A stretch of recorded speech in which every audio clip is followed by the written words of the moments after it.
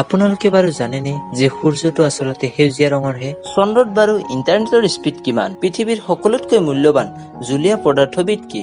এনেকুৱা ধৰণৰ interesting factor বিষয়ে জানিবলৈ ভিডিঅ'টো শেষলৈ চাই থাকক। Hello and Namaskar Bondhuxokol, welcome to my YouTube channel Everything with Amir.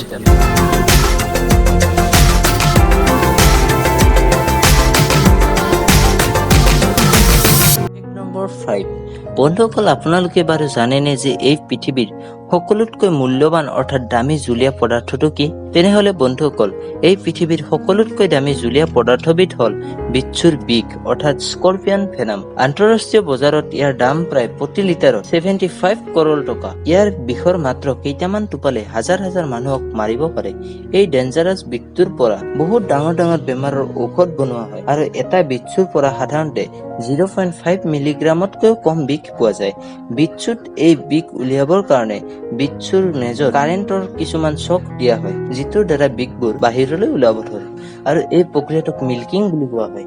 এটা বিচ্ছুৰ বিষত বিভিন্ন ধৰণৰ ৰাসায়নিক যৌগ অৰ্থাৎ কেমিকেল কম্পাউণ্ড পোৱা যায়, যাৰ কাৰণে ইয়াক ককটেইল অফ বায়'এক্টিভ কম্পাউণ্ড বুলিও কোৱা হয়। ইয়াৰ ভিতৰত ক্লৰটক্সিন নামৰ ৰাসায়নিক পদাৰ্থবিধও পোৱা যায়, যিটোৱে যিকোনো ব্যক্তিৰ মগজুৰ স্পাইনেল কৰ্ডত অৰ্থাৎ মেৰুদণ্ডত কেঞ্চাৰৰ কোষবোৰক ধ্বংস কৰাৰ কামটো কৰে। ইয়াৰ উপৰিও যিকোনো ব্যক্তিৰ দেহত টিউমাৰৰ চিনাক্ত কৰিবলৈ আৰু মহৰ পৰা হোৱা মেলেৰিয়া ৰোগক ধ্বংস কৰিবলৈ ইয়াৰ ব্যৱহাৰ কৰা হয়।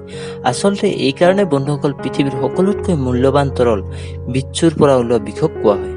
নম্বৰ 4 বন্ধুসকল, আপোনালোকে বাৰু জানেনে যে পৃথিৱীত যিমান পাইলট আছে আৰু যিমান মানুহে এয়াৰ ট্ৰাফিক কণ্ট্ৰলাৰৰ ৰূপত কাম কৰি আছে, সেই সকলোবোৰে এটা 300টা শব্দৰ এভিয়েশ্যন নামৰ ভাষা শিকিব লাগে। ইয়াৰ কাৰণটো হৈছে এই পাইলট তথা ATCৰ মানুহবোৰে বিভিন্ন দেশৰ হয়, যাৰ ফলত সিহঁতে বেলেগ বেলেগ ভাষা জানে, কিন্তু তাৰে কিছুমানে ইংৰাজী নাজানে আৰু ইংৰাজী জনাবোৰে অন্য ভাষা নাজানে, যাৰ ফলত পাইলট তথা আন ATCৰ মানুহবোৰে সিহঁতৰ মাজত যোগাযোগত বিভিন্ন ধৰণৰ অসুবিধাৰ সৃষ্টি হয়, যাৰ ফলস্বৰূপে এই পাইলট তথা এয়াৰ ট্ৰাফিক কণ্ট্ৰলাৰৰ ওপৰত কাম কৰা প্ৰত্যেক ব্যক্তিয়ে এই এভিয়েশ্যন নামৰ ভাষাটো শিকিবই লাগে, যাতে যিকোনো পৰিস্থিতিতে কোনো এখন এৰোপ্লেন অন্য এখন দেশৰ ওপৰেৰে উৰাৰ সময়ত সেই দেশৰ ATCৰ লগত ভালদৰে কথা বতৰা পাতিব পাৰে আৰু দুয়োজনে ইজনে সিজনৰ কথাবোৰ বুজিব পাৰে আৰু যিকোনো ইমাৰ্জেঞ্চি পৰিস্থিতিত সেই এৰোপ্লেনখন ভালদৰে লেণ্ড কৰাব পাৰে।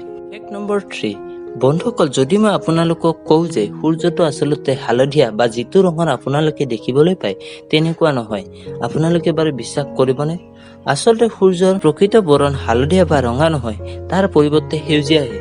আচলতে সূৰ্যটো ৰঙা, নীলা, হালধীয়া, সেউজীয়া আদি 7টা ৰঙৰ মিশ্ৰণ হয়, যিটো ৰামধেনুত দেখিবলৈ পোৱা যায়। যদি সূৰ্যটো মহাকাশৰ পৰা লক্ষ্য কৰা হয়, তেনেহলে এইটোক আমি বগা ৰঙৰহে দেখিবলৈ পাম। পৃথিৱীত থকা বায়ুমণ্ডলৰ কাৰণে সূৰ্যটো আমি হালধীয়া ৰঙৰ দেখিবলৈ পাওঁ, কিন্তু প্ৰকৃততে সূৰ্যটোৱে ৰঙা, নীলা আদি প্ৰায় সকলোবোৰ ৰঙৰ কম্পনাংকক সৰবৰাহ কৰে, কিন্তু ইয়াৰে সকলোতকৈ অধিক পৰিমাণে সেউজীয়া আৰু নীলা ৰঙৰ কম্পনাংককহে সৰবৰাহ কৰে, যাৰ ফলস্বৰূপে সূৰ্যৰ প্ৰকৃত ৰং সেউজীয়াহে। নম্বৰ 2 বন্ধুসকল, আপোনালোকে বাৰু জানেনে আমেৰিকাৰ বিখ্যাত ইনভেন্টৰ থমাছ আলভা এডিছনৰ অৰ্থাৎ যিয়ে ইলেক্ট্ৰিক বাল্ব আৱিষ্কাৰ কৰিছিল, তেওঁৰ শেষ নিশ্বাস মিচিগানৰ হেনৰী ফৰ্ড মিউজিয়াম নামৰ এখন মিউজিয়ামত সঞ্চয় কৰি থোৱা আছে। এইটো আচলতে কিয় এনেকুৱাকৈ থোৱা হৈছে সেইটো এতিয়ালৈকে এটা ৰহস্য হৈ আছে। আপুনি বাৰু এই কথাটো আগতে জানিছিল নে? তলত নিশ্চয় কমেণ্ট কৰিব।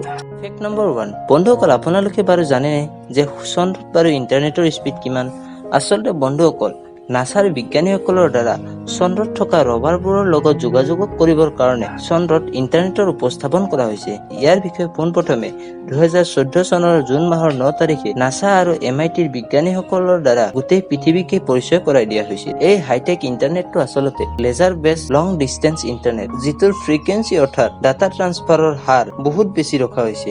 চন্দ্ৰত স্থাপন কৰা এই ইণ্টাৰনেটৰ ডাউনলোড স্পীড প্ৰায় 622 MB পাৰ ছেকেণ্ড আৰু আপলোডিং স্পীড প্ৰায় 19.44 MB পাৰ ছেকেণ্ড, যিটো বহুত অধিক মনোৰঞ্জনকাৰী আৰু বিশ্বাস কৰিব নোৱাৰা ধৰণৰ।